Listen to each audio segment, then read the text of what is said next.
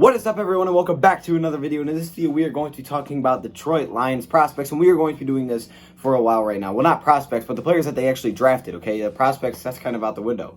I'm sorry, I'm used to doing prospect videos. Yes, we're going to be talking about players that the Detroit Lions have drafted. We're going to go player by player. We're going to break them down. We're going to go into detail on these players. Now, these earlier picks, I know a little bit more about, really not too much about DeAndre Swift, but I'm excited to learn about him.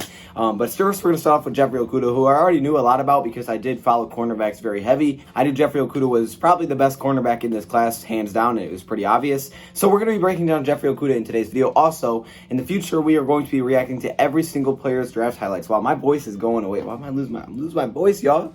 I'm losing my voice from just getting excited over draft picks. What is wrong with this? Anyways, let's get it started.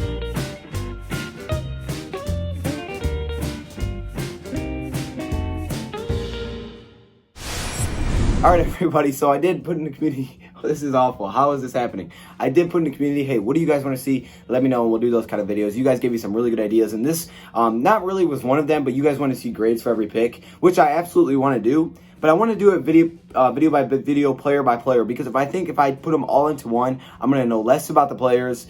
It might be more rushed. I don't want that. I want every player broken down specifically so we can give a true grade on these players, not just, you saw my initial reactions to players. You know what that's like. Now we got to break them down and really decide how great of a pick this was, what the value was, what players the Lions could have went with instead. So we're going to be looking at players that they could have went with instead, options they had, compare them to other players that were selected maybe before or after. It's going to be really fun, but we're going to start off with Jeffery Okudah. Now, before we get into it, I would like to say that there are two new players that I didn't mention yesterday Detroit Lions have signed. These guys are Jeremiah Dinson. I think it's Jeremiah Dinson. He's a safety / slot cornerback out of Auburn. Bobby Price, who is a free safety out of Norfolk State. So Detroit Lions brought in, they said they were going to bring in 7 to 10, undrafted free agents. They basically have. They have not brought in a quarterback. I will keep you guys updated if that happens. Shea Patterson, Brian Lewerke, those guys are still available. Cleo Tate, I'm pretty sure he's still available. Those guys are still out there, but Anthony Gordon, Steven Montez, those guys have been signed. So let's talk about the player that we came here for, and that is Jeffery Okudah, the Lions' number 3 pick in the NFL draft. So like I said, the Lions sat at number 3 in the NFL draft, and the first 2 picks we're kind of already, decided. We kind of already knew what the first 2 picks were going to be, and it kind of stunk because I know I would have loved to have Chase Young on that D-line. But really, with that pretty much being out of the question, the Detroit Lions had a couple of major needs coming this draft. I would say their biggest 3 needs were offensive line. They need to have some offensive line help after the offseason. They needed to find some secondary help, and that's probably at the cornerback position because free agency, we did pretty well to upgrade that safety spot, and we needed to also get some pressure. That was a must. We had to find a way to get some pressure, and again, free agency helped a little bit there as well. But at number 3, we had a few options. If the Lions wanted to go and try to help out and get some more pressure, they could have went Derek Brown. But I think the reason they didn't go with Derek Brown at the end of the day is because they simply looked at free agency and said, okay, we brought in Danny Shelton, who's 26 years old. We brought in Nick Williams to be the backup. Our D-line is completely filled. There is tons of depth on that defensive line right now, so it really wouldn't make too sense to bring another defensive lineman at number 3. You definitely can later on, which they did, but that early, maybe it didn't make a lot of sense because he may be, he's going to be directly impacting what happens to Danny Shelton, and once you bring in Danny Shelton and Nick Williams, it really doesn't make any sense to do that. Also, Javon Kinlaw was another option, kind of the same reason, even though I'd love to have either of them. Then you look at Isaiah Simmons. He was kind of the one that if anybody else didn't want Okudah, it would have been because of Isaiah Simmons. Isaiah Simmons, the guy who can do it all. Now, I would have still loved to have Isaiah Simmons, but Jeffery Okudah is the way they opted to go. And the Detroit Lions being so bad defensively last season, they wanted to really stabilize a positional group, and that's exactly what they did. I think they may be a little bit confident in the linebacker group after free agency. Jamie Collins, for one, he's a veteran. Maybe they can get some help out of him for sure. Maybe their best linebacker on the team can help out Johnny Tavai and Jared Davis. Brought in Reggie Ragland, who I think they believe that's kind of a steal. Elijah Lee for special teams. They made some moves in free agency when it comes to linebacker group. So I don't think they really put too much of an emphasis on that after seeing the draft. I don't think they did really at all. But instead, they decided to go with the cornerback positional group, and the cornerback got a complete upgrade. The cornerback group, secondary as a whole, looks like one of our strong suits. All of a sudden, from one offseason where it was kind of a mess, all of a sudden it looks really, really good because the Lions went from having 2 unproven safeties to a guy in Tracy Walker who's going into his 3rd year, a guy in Will Harris going into his 2nd year, a guy in Deron Harmon who is an absolute ball hawk in the secondary. Very, very good. I mean, this guy's really good when he gets the opportunity to play, and I think he will start. Deron Harmon really is a huge upgrade back there. They brought in a lot of depth at safety. Even now they're bringing in undrafted free agents. And when you look at cornerback, the Lions brought in some nice depth there as well, keeping Michael Ford on the team, Darryl Roberts. They still have Amani. They signed Desmond Trufant. Even after losing Darius Slay, the cornerback group looks even better now than it did before, and it's very, very deep. So the Lions opted to go with a cornerback at number 3 in Jeffery Okudah, and it makes a lot of sense. Now I think a lot of people wanted to trade back. I was one of those people that were like, hey, I love Jeffery Okudah and all, but man, if we could have moved back to 5 and 6, it would have just been smarter. But I know, my thought was, this is my initial reaction before I even saw what Bob Quinn had to say, was there was no way there were any offers on the table. Because if there was, he ain't dumb. He's taking that offer and moving back because he knew he could get Okudah a couple spots back. But apparently there were no offers on the table, which makes a lot of sense. So they had to take someone there, and they went with Jeffery Okudah, and I completely respect that pick. This is a 6'1", 205-pound cornerback out of Ohio State that is by far the best cornerback in this class. There were only a handful of cornerbacks that I thought could come in day one and have a really good impact or even start on their team. Jeffery Okudah was obviously one of them. There was a couple of other ones, but there wasn't a lot. There was a lot of guys with a lot of concerns, and I was just like, okay, I don't know if this guy could start right away. I mean, he might be a good project, he could be good at some point, even mid-round picks. But Jeffery Okudah was one of those guys that once we took him, or he was even available, you kind of knew that, hey, this guy can help you out day one. This guy can be your number 1 cornerback day one. I'm not even kidding. This is kind of that player that you're looking for. He's by far the best cornerback in this draft, the most proven cornerback. Dating back all the way to 2016, he rated the 2nd highest in the Nike football test, which is kind of like a combine. So back in 2016, he had a 41.6-inch vertical and a 4.49 40. I know that's not super important, but I just thought that was impressive. I was like, dang, that's 2016. Man, this dude's probably like, 18 years old? That's incredible. I ain't running that fast for 40, I'll tell you that. So I'll just tell you how athletic he was. But let's get into the numbers. Now, the numbers are what are going to blow you away. I can preach all day that he's the best cornerback, and people can say, okay, I get it. Everybody says that. Everybody goes out. Every ESPN reporter, every CBS reporter says he's the best cornerback in the draft.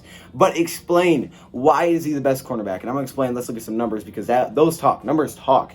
Now, keep in mind, he was behind one of the best defensive lines in football. And it's really hard to gauge college players because it happens a lot. Really, the best plays you see from cornerbacks on any team are from a lot of pressure. It's really hard to come up with interceptions when there's not a ton of pressure. You see that even in the NFL. You got to get pressure. So getting pressure to quarterback is number 1. But at number 3, not being able to move back, it makes sense. It makes sense why the Lions went with the cornerback, because there really were no other options with the defensive line depth, and Caleb Von Chasen just would have been a terrible pick at number 3. So the Lions went with Okudah, and they got an absolute monster here. Let's talk about it. Yeah, it rhymes. Big whoop. Want to fight about it? In the last 2 seasons, he has only allowed 45 receptions on 106 attempts. That is literally incredible. That is unheard of. Less than a 50% completion percentage. All right, less than a 50% completion percentage. It doesn't sound right. It really doesn't. That's not normal at all. And that's one side of the field. Now, again, he's in college, but he's playing a lot of good teams. Michigan, Wisconsin. I know some people are like, oh, you listed Michigan. Michigan State. Okay, I guess I'll say Michigan State to be nice. Penn State. They're playing competition. Iowa, okay? Iowa has a quarterback that's on an NFL team in Nate Stanley.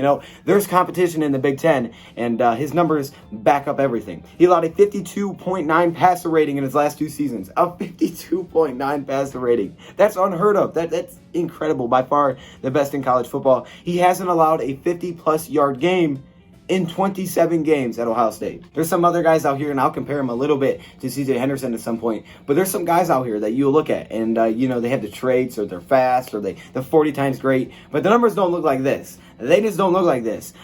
He has a high floor. This is one of the most high floor kind of players. I mean, this is not a, risk reward kind of guy.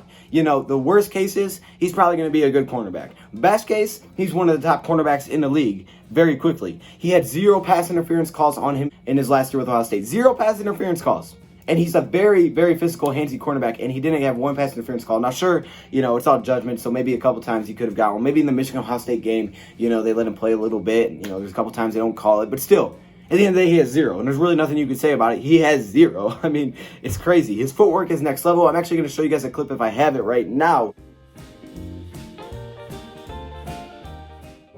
That is his footwork. It is wild, man. This dude is so clean. He's crisp with his moves. It's very impressive. And his longest completion that he ever allowed was 28 yards. I really don't know what else to say. I mean, these are just numbers that are just blowing my mind and probably blowing your mind at this point. In 20 plus yards, he allowed 2 of 11 completions. 2 of 11. Okay, so they ain't throwing it deep on Jeffery Okudah. Okay, how about intermediate, right? 10 to 19 yards, 7 out of 18 completion percentage. That's less than 50%, y'all. Less than 50% is very, very good for a cornerback. In less than 10 yards, 11 out of 22% completion percentage. Which you add those together, that's 39%. 39%, y'all. 39%. He allowed 50% in less than 10 yards. That's like slants, dump off, screens. I mean, come on, man. That's incredible. Let's compare him to C.J. Henderson real quick, because this is the second corner taken off the board in the top 10. This guy went number 9. So some people will try to say this guy's better. Sure, he has a faster 40, but let's look at the numbers for a second. All right, Henderson was given a 58.9 coverage grade. Jeffery Okudah was given an 85.9 coverage grade. That's a big difference if you ask me. Let's look at C.J. Henderson. I just talked about those numbers about completion percentages. Henderson allowed over 50% completion percentage, which isn't bad. But again, Jeffery Okudah allowed less than 40%. That's a huge, 10% difference plus. That's a lot when it comes to football, to playing cornerback position. That's really good. The secondary's got a huge upgrade. I mean, they literally got a huge upgrade. His prospect grade is he'll be a perennial All-Pro to a guy that's a perfect prospect. He's in between that. I mean, this dude is just a monster. I love it. I love Jeffery Okudah and everything he's about, man. This dude's going to be an absolute dominant player in the NFL. Again, I would have loved to move back, but when you look at the numbers, man, this dude is not even fair, bro. He's just so by far the best cornerback. And if we get some of the cornerbacks that have come out of Ohio State recently, some of the secondary players, and we get that production like Denzel Ward, maybe we get a production like Jalen Ramsey, who everybody's comparing him to, you got a beast, man. You got a beast. You know, Joe Burrow, quarterbacks, you don't ever know. I think Joe Burrow will be good, but you never know. Chase Young, I think he's going to be a beast. But again, I think Jeffery Okudah will as well. This is a huge secondary upgrade. Our secondary got a lot better. Now in the second round, the Lions, are they going to go with pressure? Are they going to go elsewhere? I don't know. I guess I'll see you next episode. Yeah, you guys don't know what they're doing next. I do, though. Okay, maybe you do know. But stay tuned for the next video where we break down the Lions' second round pick. And yeah, this dude's going to be a beast. There's Jeffery Okudah. I'll see you guys next time. Thank you for watching, and I'm out.